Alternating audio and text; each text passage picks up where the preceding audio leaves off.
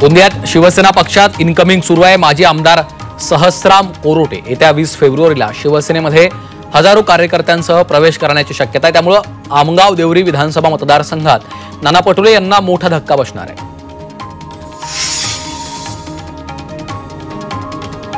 संभाजीनगरमध्ये भाजपने उद्धव ठाकरेंना धक्का दिलेला आहे। सुरेश बनकर यांनी भाजपत प्रवेश केलाय। चंद्रशेखर बावनकुळे यांच्या उपस्थितीमध्ये हा पक्ष प्रवेश पार पडलाय। विधानसभेपूर्वी सुरेश बनकर शिवसेना ठाकरे पक्षात गेले होते।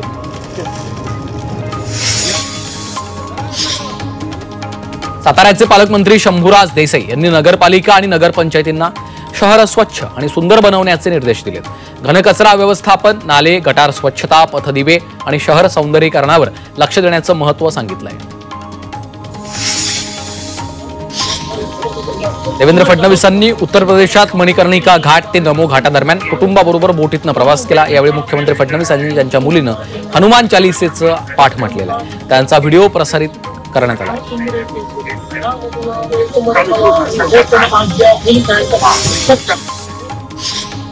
वर्ध्यात विविध विकास कामांना मंजुरी प्रदान करण्याबाबत निवेदन देण्यात आलं। केंद्रीय रस्ते वाहतूक मंत्री नितीन गडकरी यांच्याशी चर्चा करत खासदार अमर काळे यांनी निवेदन दिलेलं आहे। जळगावात केंद्रीय मंत्री रक्षा खडसे आणि मंत्री संजय सावकारे यांनी विकास कामांबाबत आढावा बैठक घेतली। घरकुल योजनांच्या कामांना गती द्यावी असे निर्देशही रक्षा खडसे यांनी दिलेत। तर या योजनांमधील पात्र लाभार्थी वंचित राहू नयेत त्यासाठी उपाययोजना करण्याचेही निर्देश दिलेत। राज्यमंत्री रामदास आठवलेंनी शिर्डी दुहेरी हत्याकांडामधील मृतांच्या कुटुंबियांची भेट घेतली। तर साईबाबा संस्थांच्या मुख्य कार्यकर्त्यांसोबत मृतांच्या वारसांना कायमस्वरूपी नोकरीत सामावून घेण्याबाबत चर्चा केली।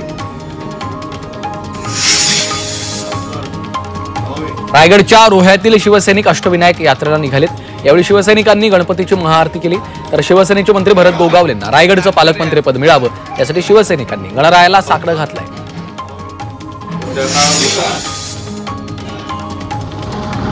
जळगावातील छत्रपती शिवाजी महाराज चौकात मेणबत्ती लावून पुलवामा हल्ल्यातल्या शहीद जवानांना श्रद्धांजली देण्यात आली आहे। साई इच्छा फाउंडेशन आणि पत्रकार प्रीमियर लीग यांच्या सदस्यांच्या वतीनं शहीद जवानांना श्रद्धांजली दिली आहे।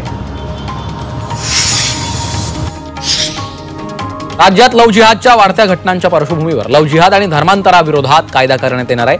यासाठी राज्य सरकारनं डीजीपींच्या नेतृत्वाखाली 7 सदस्यीय समिती स्थापन करण्याची घोषणा केलेली आहे।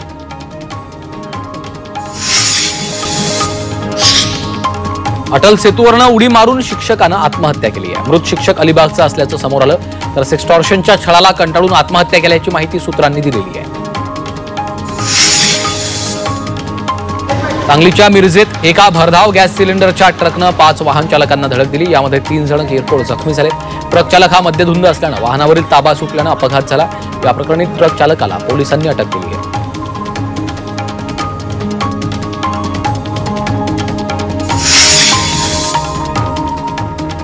मुंबई पुणे एक्सप्रेसवेवर भीषण अपघात झालेला आहे। या अपघातामध्ये कंटेनर खाली चिरडून चालकाचा मृत्यू झाला।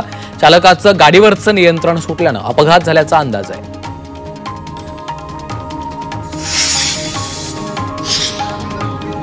वर्ध्याच्या वरुड भागातील घरफोडी प्रकरणामध्ये 3 चोरट्यांना अटक करण्यात आली आहे। सेवाग्राम पोलीस स्टेशनच्या पथकानं कारवाई केली। आरोपींकडनं रोख रक्कम, मोबाईल आणि अन्य ऐवज जप्त केलाय। धाराशिवच्या खामसवाडी गावात ऊसाच्या शेतामध्ये अफूची लागवड करण्यात आली। या प्रकरणी पोलिसांनी कारवाई करत 30 पोती अफूची झाडं जप्त केली आहेत। तर पोलिसांनी शेतकऱ्याला अटकही केली आहे। मुंबईत वाहनांची मोठ्या प्रमाणात वर्दळ असल्यानं ध्वनी प्रदूषण अधिक होतंय। त्यामुळे ध्वनी प्रदूषणाला प्रतिबंध ठरणारी झाडं लावण्याचे निर्देश मुंबई महापालिका आयुक्तांनी दिले। तर आकर्षक बागकामं आणि मजबूत संरक्षक कठडे उभारण्याचे निर्देशही देण्यात आलेले आहेत। नाशिकच्या लासलगावमधील शिवनदी कचरा कुंडी झाल्याचं दिसून येत आहे। घाणीच्या साम्राज्यानं शिवनदीकाठच्या परिसरातल्या ग्रामस्थांचं आरोग्य धोक्यात आलेलं आहे। त्यामुळे शिवनदी स्वच्छ करण्याची मागणी करण्यात आली आहे।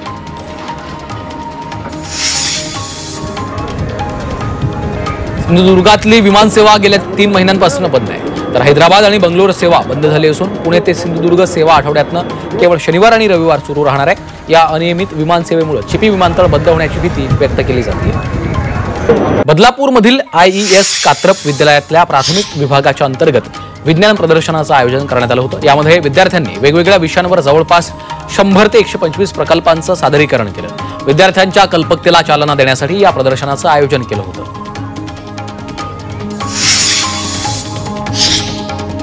बीडमध्ये एसटी चालकाच्या मुलाची एमपीएससीच्या परीक्षेत महसूल सहाय्यकपदी निवड झाली आहे, तर आष्टीमधनं एकूण 7 जणांची महसूल सहाय्यकपदी निवड करण्यात आली। या यशाचा आनंद संपूर्ण गावभर साजरा केला जातोय। मिठी नदीच्या विकासाला गती मिळणाऱ्या नदीवर आता पूर नियंत्रण दरवाजा बांधण्यात येणार आहे। पावसाळ्यात मिठी नदीला येणाऱ्या पुरातून मुंबईकरांची सुटका करण्यासाठी नदीची विकास कामं हाती घेतली आहेत। कोल्हापुरातील ज्योतिबाच्या खेट्यांना उद्यापासून सुरुवात होतीये। माघ महिन्यात ज्योतिबा देवाला 5 खेटे घातले जातात। या खेट्यांसाठी राज्यभरातून लाखो भाविक येतात।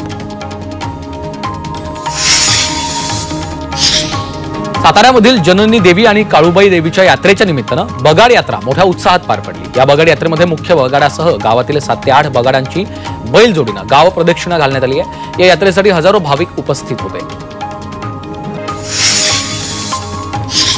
ठाण्यातील शहापुरात शेलवली इथल्या खंडोबाची यात्रा उत्साहात संपन्न झाली आहे। देवळात भजनाचा कार्यक्रम करण्यात आला, तर गावातून देवाची पालखी काढण्यात आली आहे। हजारोंच्या संख्येने भाविकांनी देवाचं दर्शन घेतलंय। सोलापूरमध्ये प्रभाकर स्वामी महाराजांच्या 68व्या पुण्यतिथी महोत्सवानिमित्त रथयात्रेचं आयोजन केलं। दरम्यान महाराजांचा रथ भाविकांनी दोरखंडानं ओढला। शहरातील सम्राट चौक ते छत्रपती शिवाजी महाराज चौक या महत्त्वाच्या भागातनं ही रथयात्रा फिरवण्यात आली आहे। यवतमाळमध्ये सेवालाल महाराजांच्या जयंतीनिमित्त उत्सव साजरा करण्यात आला। बंजारा तरुण तरुणी आणि अबाल वृद्धांनी पारंपरिक वेशभूषा घालून मिरवणुकीमध्ये सहभाग घेतला, तर बंजारा समाजाचं पारंपरिक लोकनृत्य आणि वाद्यासह निघालेल्या मिरवणुकीनं सर्वांचं लक्ष वेधलंय। नाशिकच्या येवल्यात छत्रपती शिवाजी महाराजांच्या जयंतीनिमित्त जय्यत तयारी करण्यात आली आहे। मूर्तिकारांनी विविध रंगांच्या आकाराची मूर्ती विक्रीसाठी आणली, तर छत्रपती शिवाजी महाराज सिंहासनाधीश असलेल्या मूर्तीला बाजारात मागणी होती।